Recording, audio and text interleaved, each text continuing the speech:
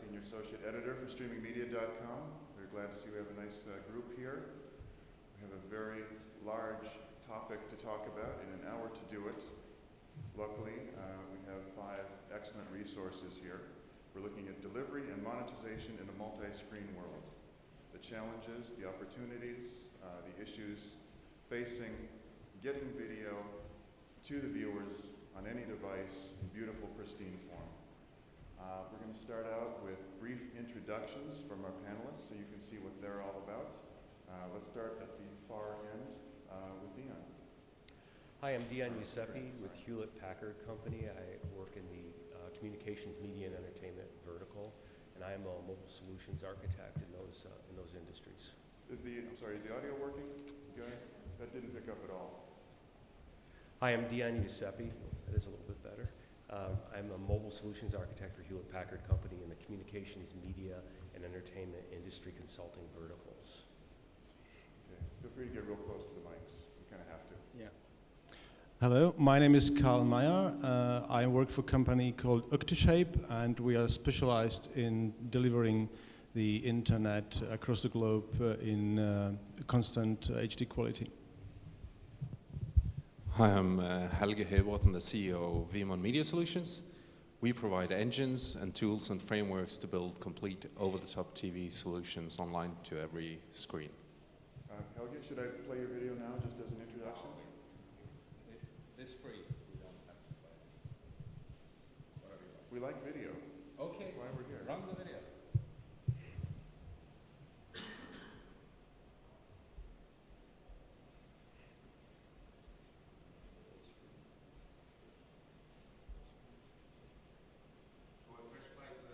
Oh, play first. And then full screen.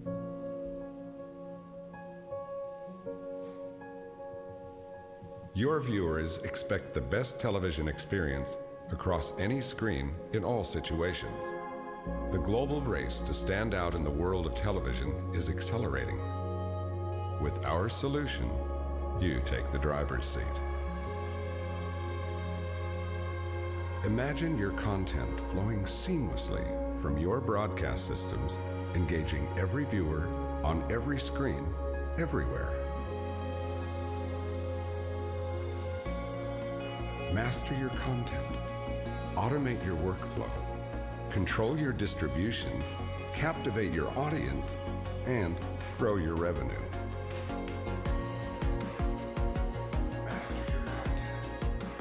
Years of industrial experience has led to the creation of the Vemon Control Center, the most powerful video management system ever to hit the screens.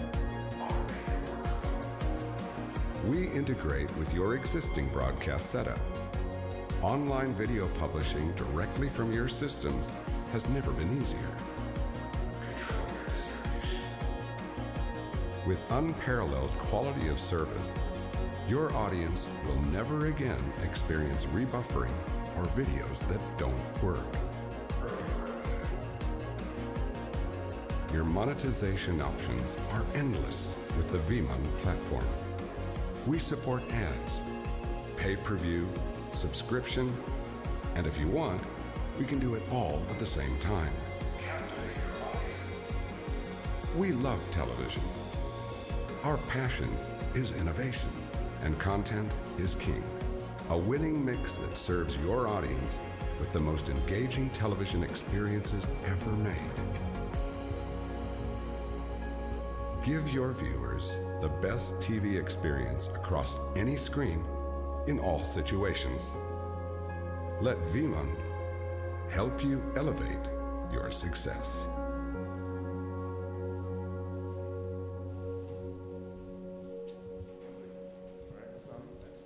Good morning, everyone. I'm Sami Kanninen, and I'm responsible for the online TV business at MTV3. That's the largest commercial broadcaster. Your viewers expect the best television experience across any screen in all situations. The global race to stand out in the world of television is accelerating. On the service. With our solution, you take the driver's seat. That's also ad-funded on our online service. Imagine your content flowing seamlessly from your broadcast systems, engaging every viewer On The every service screen, generates about 100 everywhere. million video requests per year, so that's sort of the size of it. Master your content. Automate your workflow. Control your distribution. I'll use this one. Captivate your My name is audience, Frank. and I'm grow founder your and revenue. CEO of a Danish company called Extreme. Since 1999, we Years have of served our industrial clients with streaming has led to services. the creation of Today, the our Veeam core Control business is an Center, online video the most platform powerful video that is management used as a system fundament within OTT and TV everywhere services. We work with clients like Telenor and Disney, doing OTT and TV everywhere services for them.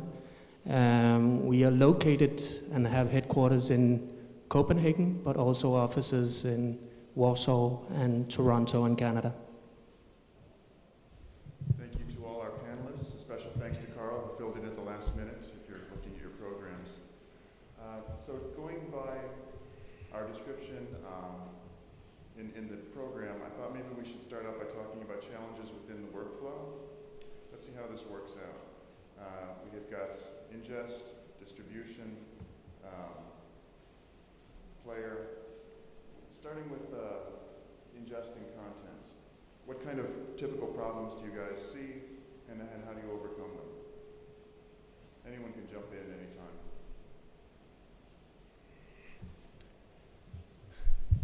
anytime. I think what we see when we talk to people out there and listen to what their challenges are and how to help them, the main challenge many people have is that content is not moving fast enough out to the new screens.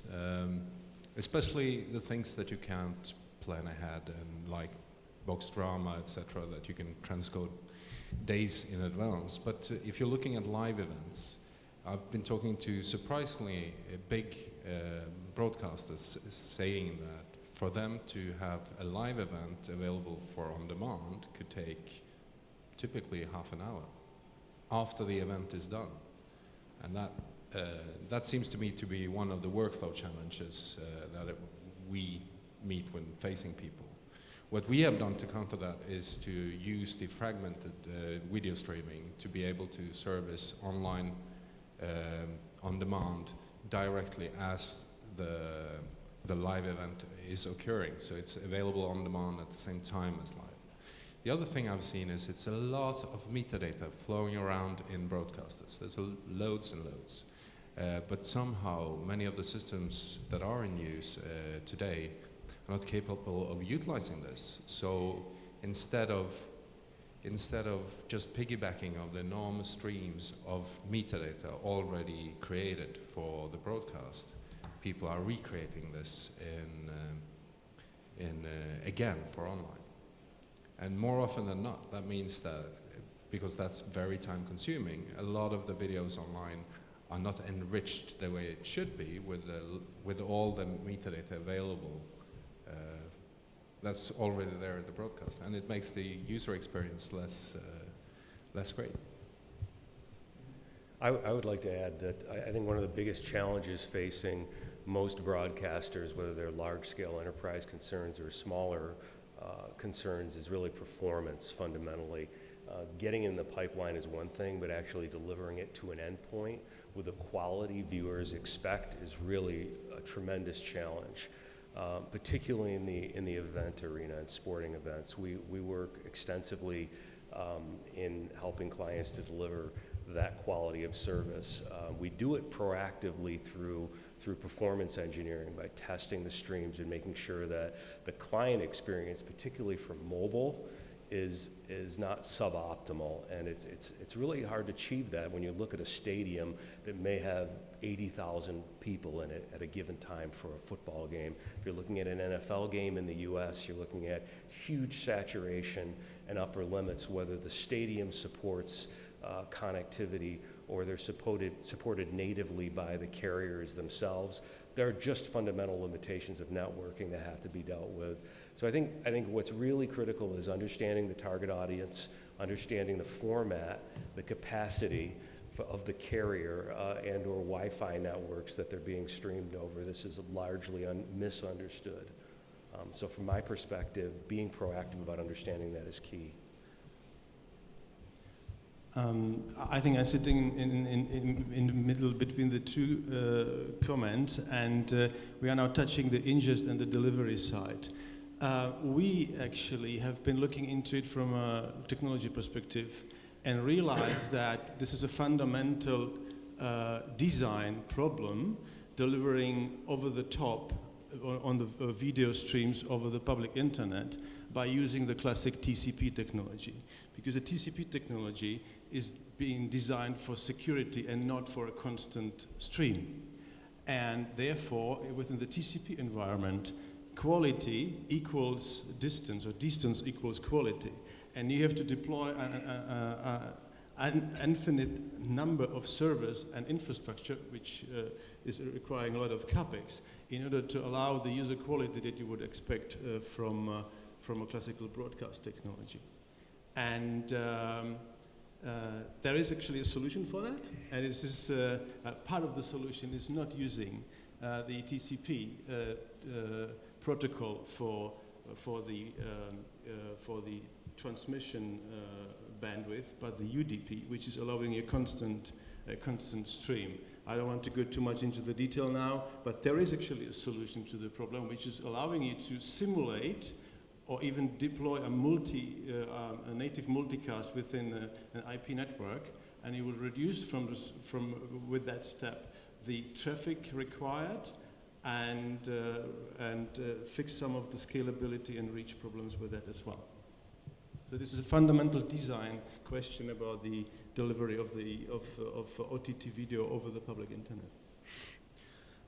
For a broadcaster and from a business point of view, I think one of the biggest problems we have at the moment is with news content and the time it takes to have that available as a video-on-demand clip at the moment. We don't have that problem when it's coming from the TV playout. There we have technology to have it available quite fast, but it's in the situations where someone is out on the field and they are filming the live situation and then having that as a clip as fast as possible. So there we have a delay, and that's of course a time-critical situation. Sami, what technology do you guys use for your live reports from the field? Sorry. From these live reports in the field, did you say it's the news reports? What we're using is smooth streaming silver light technology. Mm-hmm. And so it's for broadcast, and then the challenge is to get it online right away? Yes, and to have it as a it's more of the ingest and how the material comes in than it is actually about the encoding for the online video. But I think it's in the workflow. That's part of the TV workflow, and then to get that out. Mm-hmm. And so what are you guys doing about it? What are we doing about it? We are streamlining the setup at the moment so that the online service would have direct access to the content that's coming in from the news department. Mm-hmm. Do you guys do live events as well? Yes, we do. Events? And that's more and more, and that's going to be very critical because, what's happening on the advertising market right now is that display or the prices for display ads are coming down because there's a lot of inventory. So we have a challenge of putting out more video content to monetize the viewing and the using of the site. So of course we are going to need more news video from the whatever is happening, and that's sort of the business reason behind it.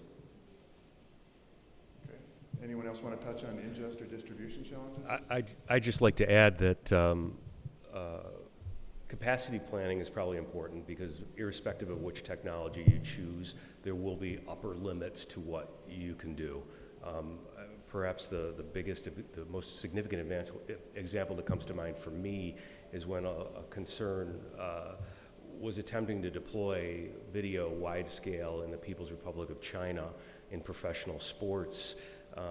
The challenge in doing it was really not anticipating the limitations of the infrastructure formatting the content correctly for delivering it that way, and then being able to satisfy that many users with a steady stream of growth over a very, very short period. The notion of burst is also important too. Event planning has burst capacity requirements you can't possibly anticipate.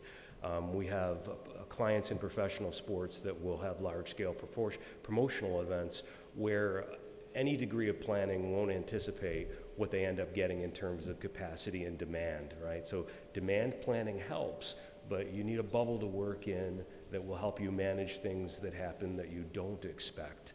And this is when success can be your worst nightmare. So I would strongly emphasize the importance of capacity planning in delivery. There's no substitute for it. Dion, what does HP do in online video? Because I think a lot of people don't think of the company in that way. So our practice area, as I said, focuses on the communication, entertainment, and media industries. So for broadcast, motion picture industry, as well as professional sports, we have numerous clients in those arenas that will have needs around delivering live streaming video and audio for events within the NFL, within professional sports, within the motion picture industry, like DreamWorks, Disney, Universal, et cetera. So our clients really have large-scale enterprise demands, but whether you're an NFL team or you're a broadcaster, as I said, those planning elements are really, really key and independent of the technology. Very good. Carl? If I can add to it, I fully agree with you because, of course, capacity planning and enough capacity for live stream or on demand is always the key. But just to come back to the point that I was trying to make initially, is the technology choice is determining to a large extent the capacity that you need to deploy, and the UDP technology that, for example, we are using is enabling you to reduce the bandwidth and the capacity that is required by up to 90%. And this is an amazing figure, which is actually helping you in designing and planning the capacity that you may need for such events. And I have to agree with you that today technology is available that reduces dramatically the capacity problems we've seen with our clients. Typically, and I saw this, it was a US survey like 2 years ago, done by TubeMogul, and I think it was December 2010. And they checked like some statistics of an average rebuffering occurring in the US on online video, and it was 6.84% of all streams were doing rebuffering. So serious problem. Moving to newer technology like either Octoshape or to technologies like the adaptive streaming formats out there, we've seen results down to 0.1% steadily over time. So I think capacity was like prime concern some years ago. Now the technologies are there, it's just about to, of course, choose the right ones, implement them the right way, not thinking that it's just an on-off button. It's a lot of fine-tuning. And I talked to the director of the Future Media, or business director, this morning. I was holding this keynote this morning, and she said to me that they had very, very little network congestion even during the Olympics this year, which set all these new records. And if that's true, that's really amazing. And I think it's no longer the prime concern of our clients. It used to be something we talked about a lot, but not anymore. Can I get Frank or Sami talking about capacity planning and how you guys can, whether in-house or for clients, address the issue? We used to have a capacity problem, not so much anymore. I think the bottleneck right now is more on the user side, and a lot of the users are using mobile connection or something like this, so that might be a problem. Also, when we have developed these services that involve or include multiple live streams simultaneously and other features, that takes a lot of CPU power from the computer. So even though, I mean, even if they have a fast connection, you get good picture quality, but still the experience is not good because the computer is not able to run the video. So I think that's something new we're seeing now. And then do they blame your site when they can't get a good video quality? Yes, they blame us, of course. We have too many users at the same time. So you said that you had overcome bottlenecks in the past, more in-house. Like what kind of in-house things did you guys have to overcome to get where you are now? Well, basically it was just about starting to use a combination of CDNs, and that solved the capacity problems we had. So you use multiple CDNs and then someone is there to switch as needed? Yes. Very good. Frank, comment? Yeah, I don't know if this one works. We're not in the capacity business, so we don't, of course, go that much into capacity. We work with guys like Octoshape and Akamai and all these CDN guys. So, but I totally agree with Helge. It used to be a big topic when we talked within the business, but these days it tends not to be the biggest technical challenge that the service providers have. I would say, seen from my perspective, the ingest part is actually a much bigger challenge for the OTT providers, if you take those people in mind, than the capacity. All the OTT providers having multiple sources of content these days in all different kind of formats. They have to adapt their services onto different platforms. So in the ingest part of the workflow, they need to take care of not only transcoding, but they need to take care of the digital rights management part too. So there's a lot of, you can say, challenges within the ingest part of it, and I would say less on the capacity side these days. Are you seeing clients adopting new workflows, ones that can unify broadcast and online? Sure, we have worked a lot with the API side of this because we of course need to solve this in an automized way so our clients is less involved as possible. So the APIs is very important when you're talking ingest. So this is an area we have worked very much with. We've got monetization in our title, and I don't want to go any longer before touching on issues facing monetization. I know that's always a big topic with our audience. You know, we're in a multi-screen world now. We've got live video, video on demand. What are people willing to pay for? What are the challenges you guys are seeing in your companies or your clients? Seen from my side? Whichever who wants to go first. I would say people are willing to pay for content as long as it has a value. That's how it is. Well, what's the value? And the value is, of course, that it's exciting content. It's not that important. I would say people or the business has been very focused on getting onto every device, creating compelling services and good experience for the users. But at the end of the day, it's about content. Of course, everybody needs to have a good user experience and have some good content or technology and being represented on the platforms. But at the end of the day, if you have good content, like Sami has and Helge with his TV2 Zumu, people will be willing to watch it. So that's actually the most important part of the whole ecosystem. I think it's a little bit a question of where you set the paywall.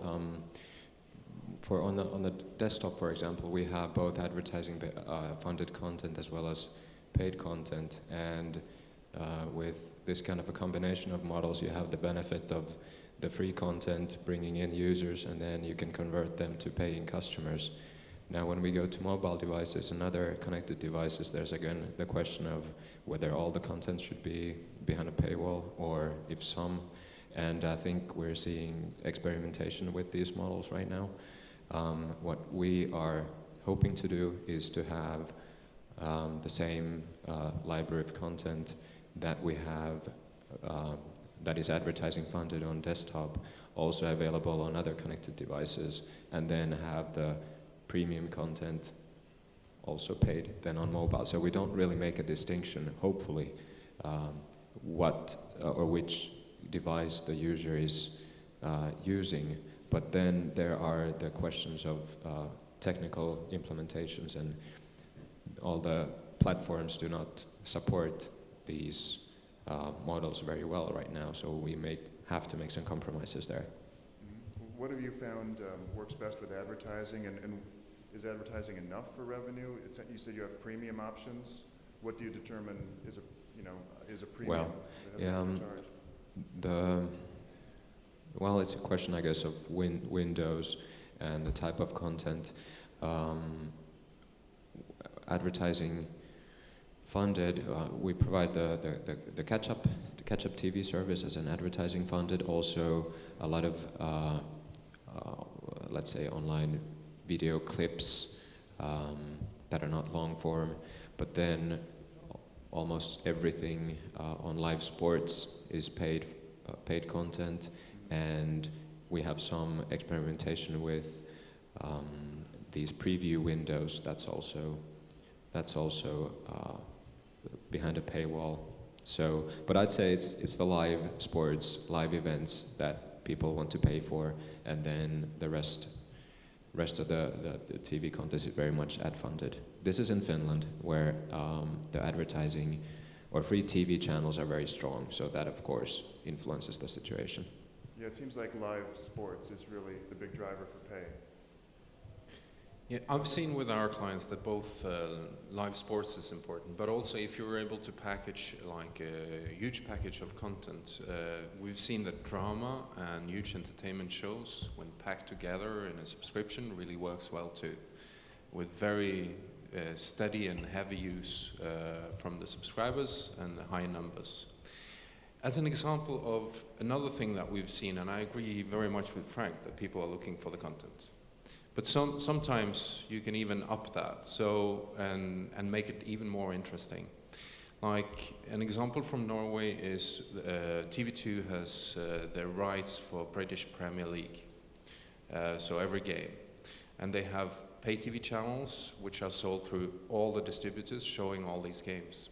In addition, it's all being shown on a very interactive online sports player. Under the brand name TV2 Sumo.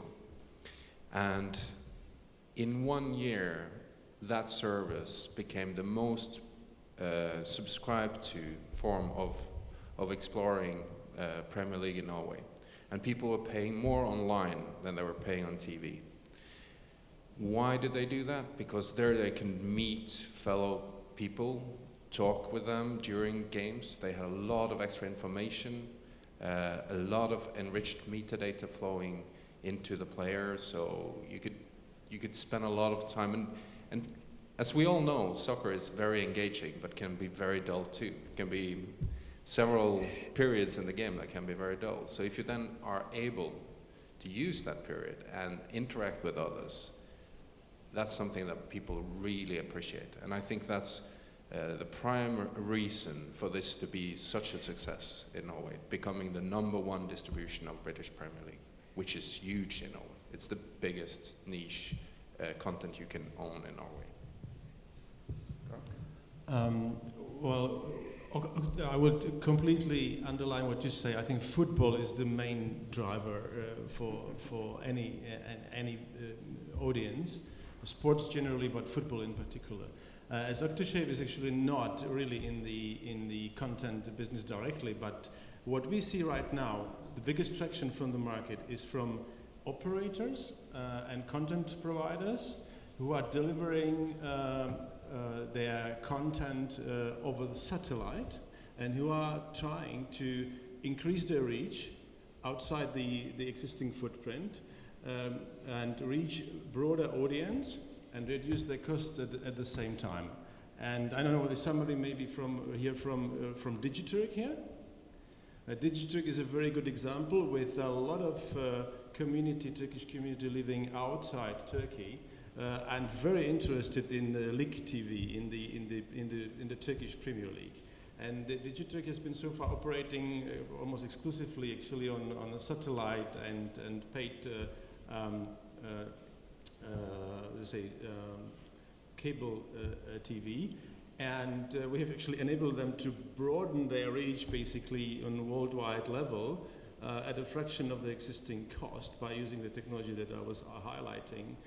And by actually not forcing the customer to deploy a satellite dish and a set-top box. But we see an enormous traction from broadcasters replacing or substituting the existing classical delivery over satellite by extending reach and reducing cost by a significant percentage.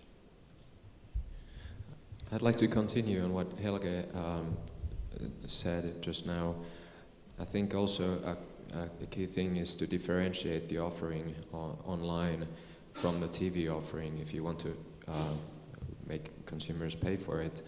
It's not only about delivering TV content to multiple screens, because IP-based on online services, you can create a much richer experience of a content, and that's something we've tried to achieve with Formula One, with ice hockey, with some other events. For example, with Formula One, we have a service where the user can customize their experience. They can watch the live race event on the main player. Then they have additional players where you can have in-car camera feeds from the cars, a track position where you can see where the drivers are in real time, statistics, lap times, these kinds of things, social elements. So for some consumer groups, this for the very fans of the sport, this is a much richer experience. And of course, that is something they are ready to pay for. We've done something similar with ice hockey too, but I guess what the problem is then is that these types of more engaging services, they have to be sort of tailored to the given sport. And now that we're going to a multi-screen world, that adds another layer of complexity if you want to bring that experience to other devices also. It works on desktop right now, but thinking about moving all these different players to tablets and connected TV devices, perhaps other devices, we are going to have to make some compromises there. So you're talking about enticing people and differentiating the online offer, the paid online offer, by offering these other feeds, these other cameras. But I imagine people expect more as well, perhaps higher quality than they would get from the live stream. Do you really have to pump up distribution and ensure that you're giving a quality experience when you're charging premium? Well, of course, yes, you are. But usually these live events or live sports, it's also part of a pay TV offering on TV, so they're used to paying for it already. But I guess the people are not so ready to pay for content on online services, as a starting point. So you need to offer something more to differentiate. There are still problems with picture quality. It might not be HD for all the users and these kinds of things. So you need to offer them something more that then will entice them to pay for it online. Okay. One thing that's really important is that we spend an awful lot of time focusing on the content in and of itself as being the single source of revenue. And I think this is an illusion that we're living in a world where video content is a commodity. It's everywhere. So how do you differentiate the content that you have in the market by making it necessarily the one and only thing you're offering as value to consumers? The world of the connected consumer that we're living in has constant access to video everywhere. So to say in and of itself that your catalog will be enough to carry you is illusory at best. My suggestion and my experience has been that bundling services and opportunities to interact with media at events, for example, makes the experience more riveting for users that are into sports. Obviously, if you've been at a sporting event, whether it's soccer or American football, certainly you're energized enough to want to share it. You want to buy apparel, you want to share the experience with others, and you want to share clips with other people and start conversations about them.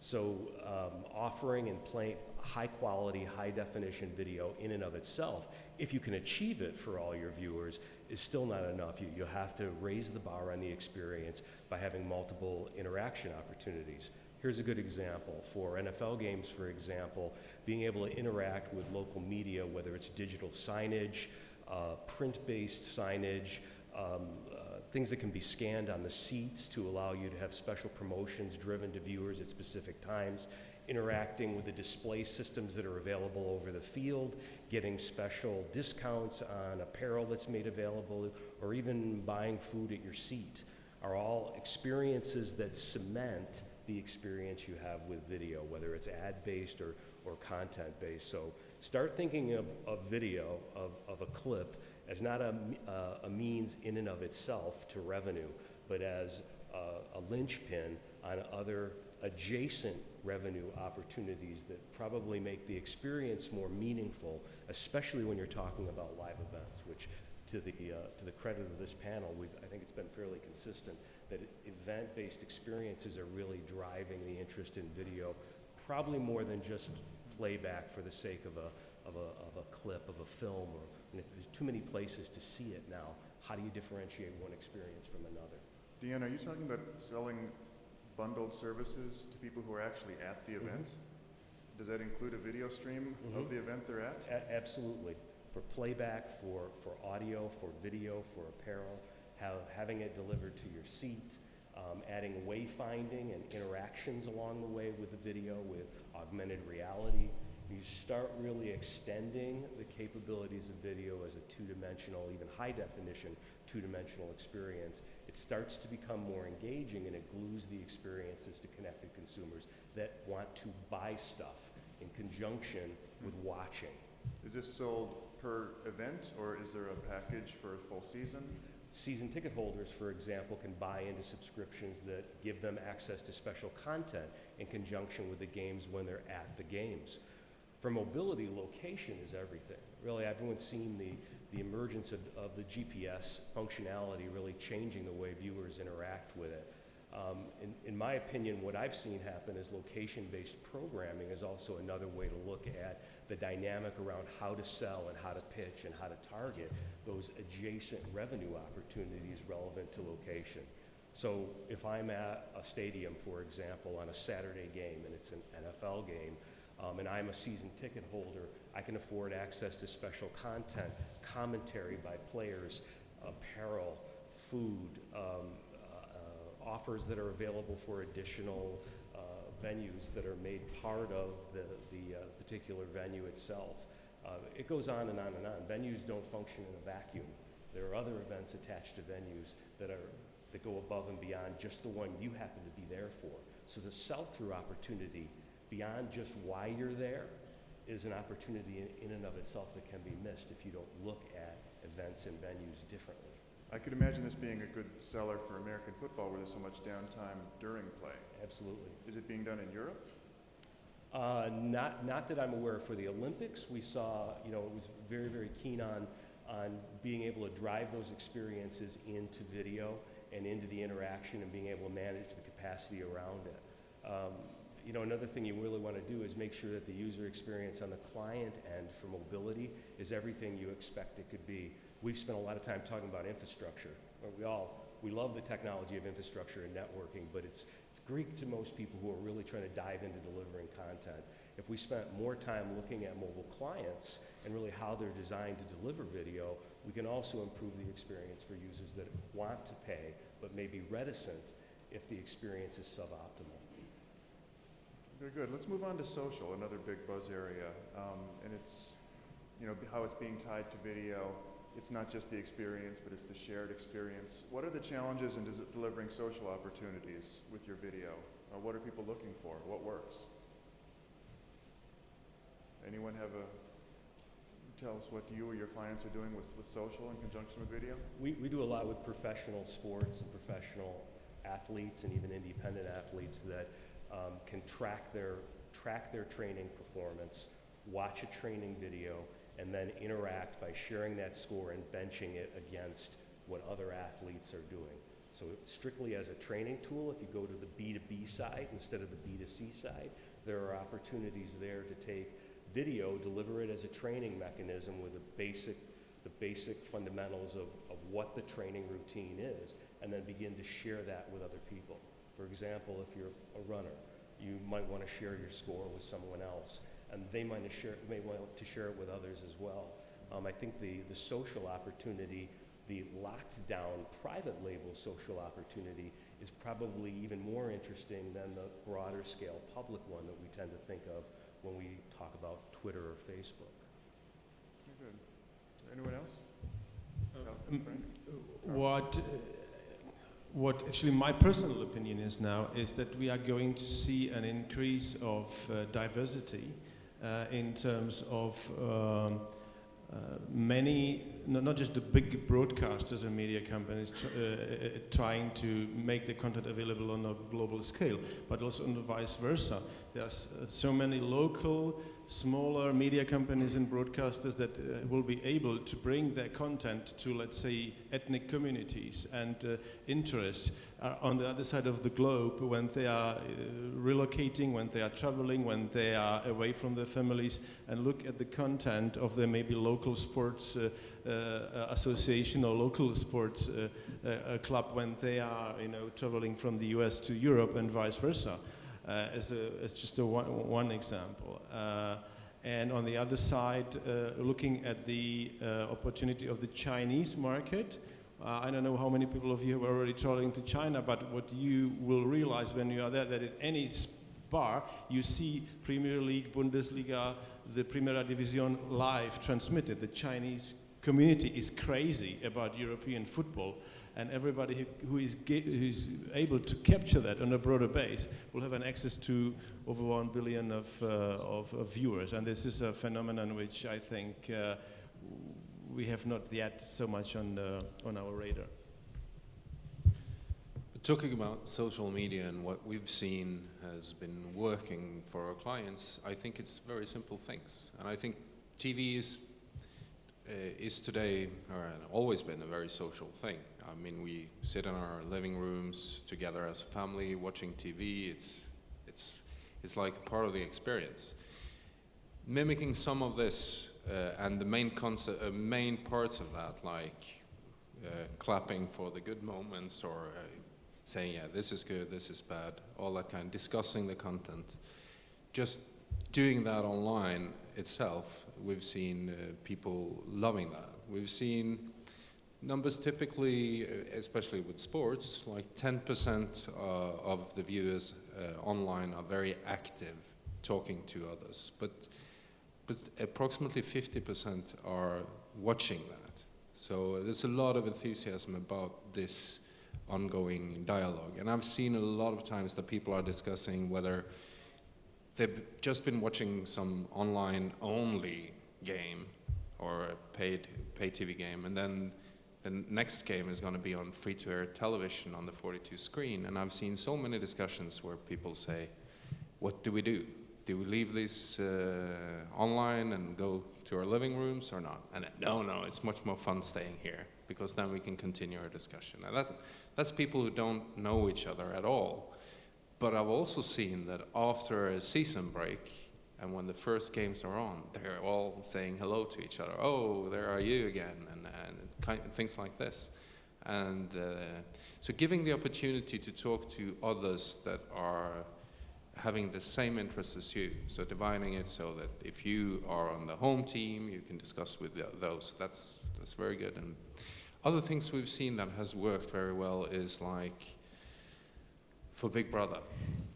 Big Brother, we have several clients running that, and one of them were giving the opportunity that you could have, I think it was 7 or 8 cameras simultaneously. You could mark an interesting point on one of the cameras live and say, okay, this is something I want to share. And you could share it to Facebook. So somebody could come in 2 hours later, click on the Facebook link, and they would go to the multi-screen player and it would all rewind 2 hours. So you could see the moment that was interesting. Things like that. So extending the social experience out of the living room and across time boundaries, we've seen people love. I think it's very simple things like I'm an Spotify addict myself. I use it constantly. And I'm also on Facebook occasionally. And in the stream where you see, okay, so my friend is listening to that and listening to that, these small things really work for me as well, at least. I don't know Spotify's numbers on this and how it works, but I see myself there. I can say that we did a Facebook application for a customer, a client, where we actually took, it was the youth film called Twilight, which was had the third episode coming out in the beginning of the year, and we did a Facebook VOD application where we actually integrated the film rental into Facebook, and it had a huge impact on interest. I think they had 25,000 likes in 2 days, which is a lot. But one thing we experienced was that even though you could rent the movie within the application, people tend not to see rental and watching movies as being the same as being social at the same time. At least not always, because the rental business wasn't as good as expected. And you would expect the rental business to be much better when you have 25,000 likes in 2 days. So I think you have to keep in mind that the youth or people act differently in regards of what platform they engage on socially. So keep that in mind if you do any services that are socially based. I think that's important too, because there's a lot of hype to social media for the moment. Everybody's talking about it, but I think you have to keep the user's behavior in mind too, and it's not always combined with social engagement when you watch video or VOD content. Yes, I agree with Frank that the social element is best when it's a live production. And I'm not an expert on social TV productions, but we've done some experimentation with different content for all of these live services that I described. We do have social elements where the users can discuss the event with each other, and that of course creates a richness of experience there, and usually there's just a small group of people who are discussing, but then a lot of the followers.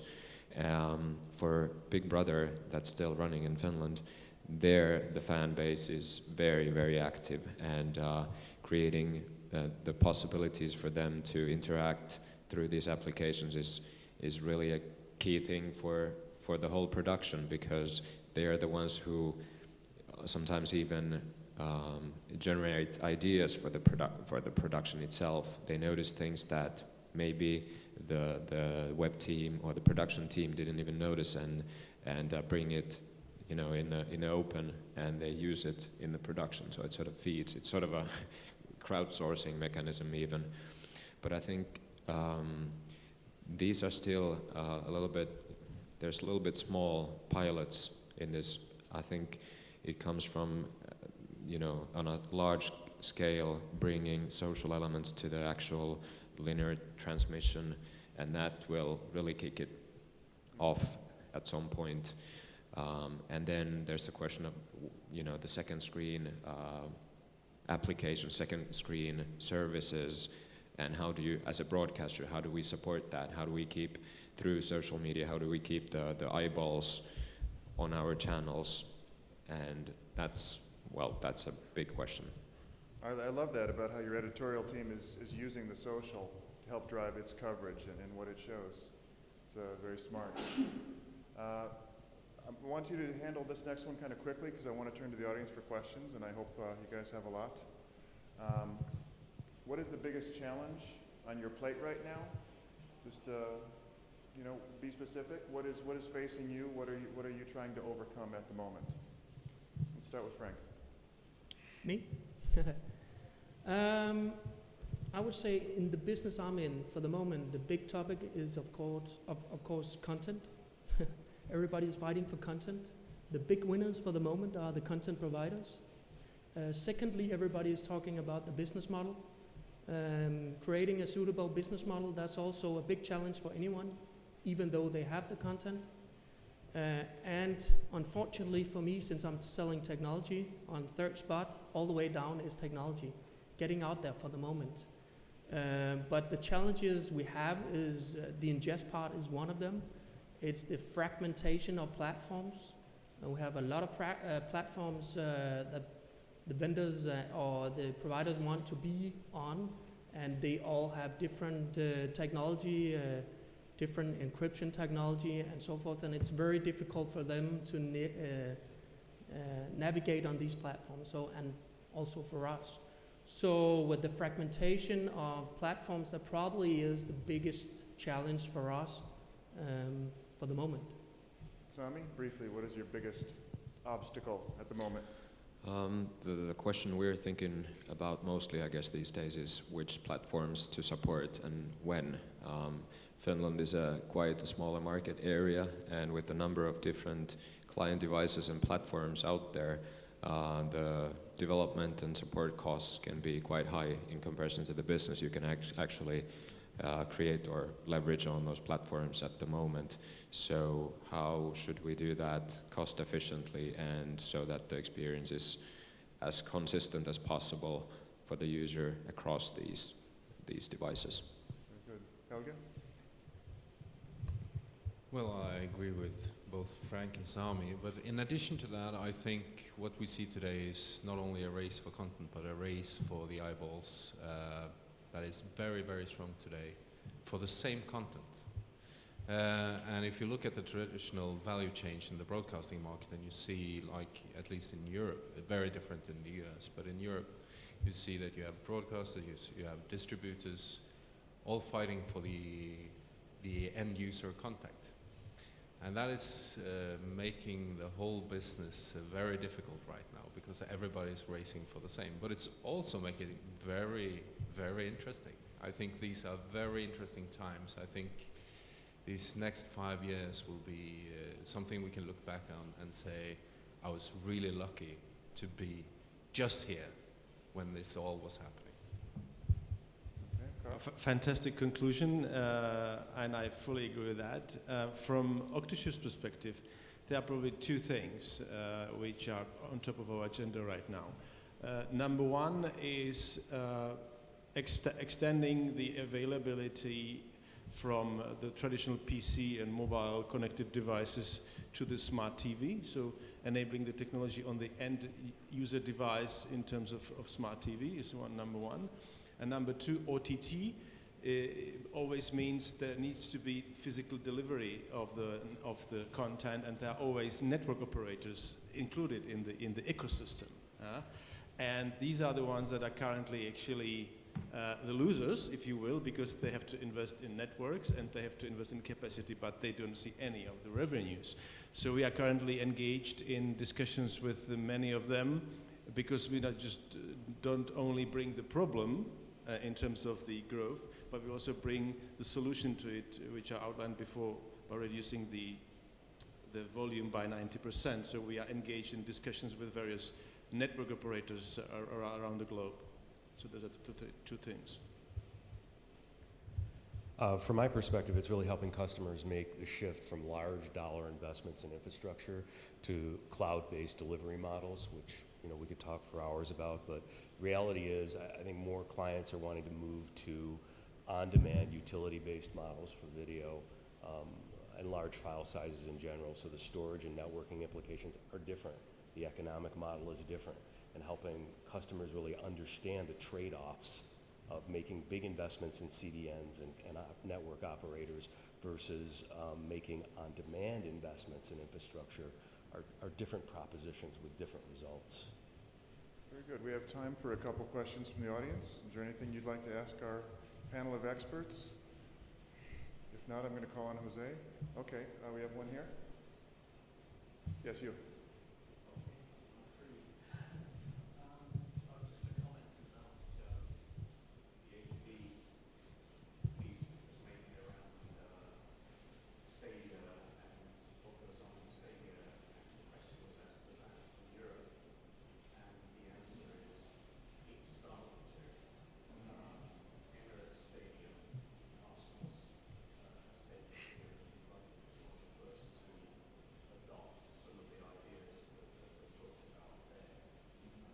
So the live video and services bundles are starting to appear in Europe for events. It wasn't quite so heavily about like buying apparel or whatever, but it was more around keeping people entertained and keeping people in the venue.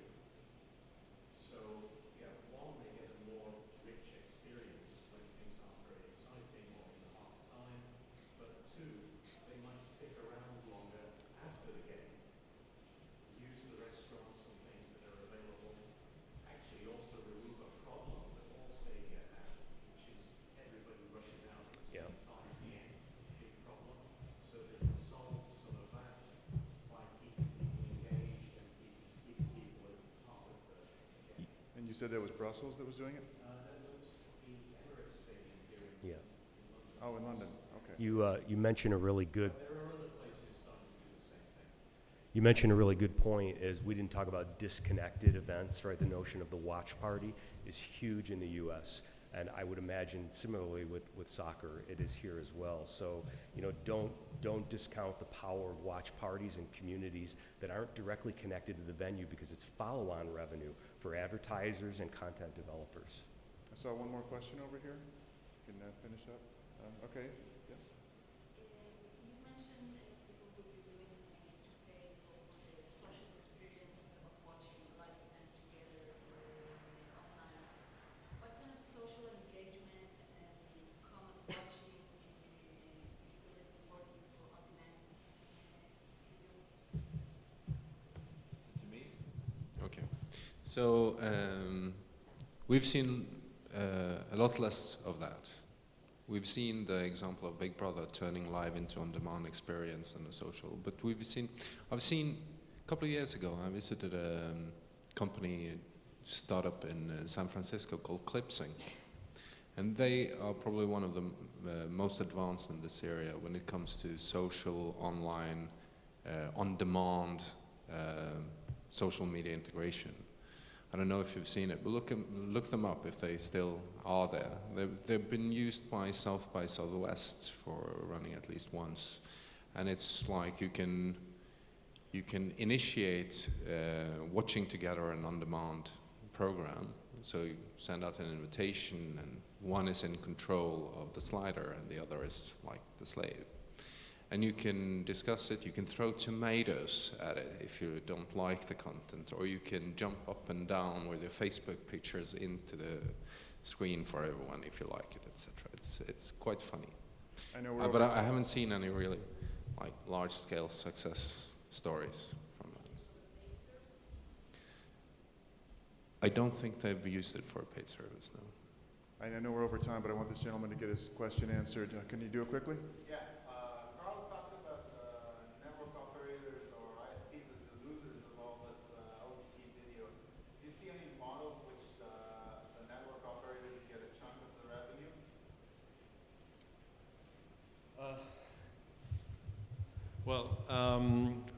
I have spent 15 years within the network operator space before I joined Octoshape, so this is probably an indication where the future revenues are coming from.